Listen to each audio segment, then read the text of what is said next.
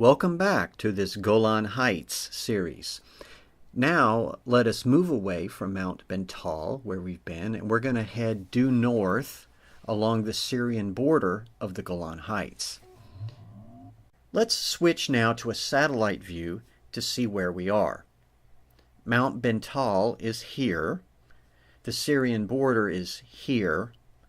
And you can see the difference between the Israeli and Syrian border on the basis of the color of the land. The Jordan River is way over here. And as we head north, the first town we reach is a town called Bukata, which is a Druze town. And you can see the standard of living is quite good here.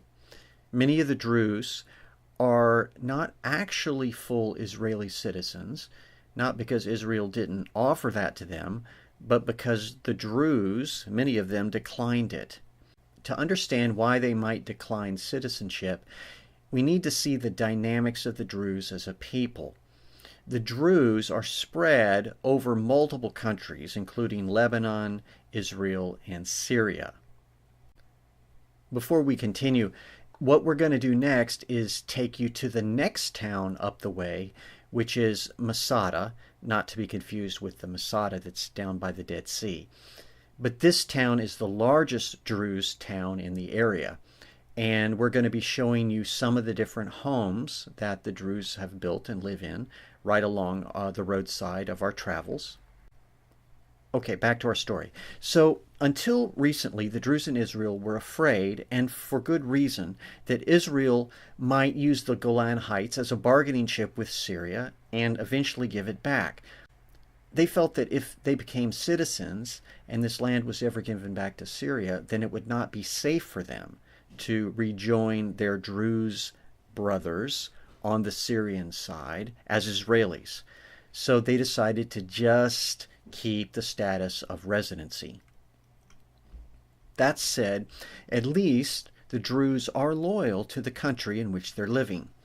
That goes for the Druze in Lebanon and Syria as well. So the Israeli Druze do serve in the Israeli army and are quite good. They also serve in the police force. The two police officers that were stabbed on the Temple Mount in the summer of 2017 were Druze police officers, actually. Avi Lipkin, one of our teachers at Rootsource, has a lot more to say on the Druze in his series on Islam that he teaches. And he even talks about the fact that they seem to be descended from Jethro, Moses' father-in-law.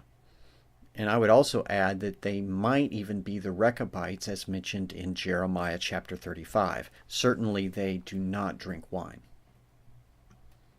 Okay, now we're going to start our journey down off the heights of the Golan, back down into the Jordan River Valley.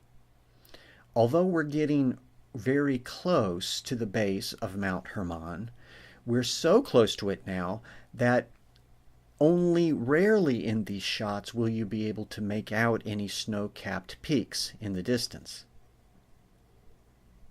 I would like you to notice something in these shots right now. Can you tell anything different between the land on the left, the Golan Heights, and the land on the right, the base of Mount Hermon? What you are seeing is one of the most striking differences in ground composition within Israel. You may remember seeing dark stone that we've been filming all over the Golan Heights. That is basalt. So what is the lighter stone on the right? In other words, what is Mount Hermon made of? That 10,000-foot tall mountain? Limestone. Yes, limestone. And what does water do when it flows over limestone? It flows right into it. So if you have all of those snow-capped peaks on a limestone mountain, what do you think might happen at the bottom of that mountain? A spring, perhaps? Absolutely right. And that's where we are heading. So the bottom of all this is a place called Banyas. It's also called the Mount Hermon Spring, and it is the source of much of the water from the Jordan River. Here we can see the beautiful flowing river coming right out of the mountainside. This place is also referred to in the New Testament as Caesarea Philippi. In the next segment, we're going to learn a lot more about this area and get ready to see one of the largest sites of ancient idol worship in the ancient world.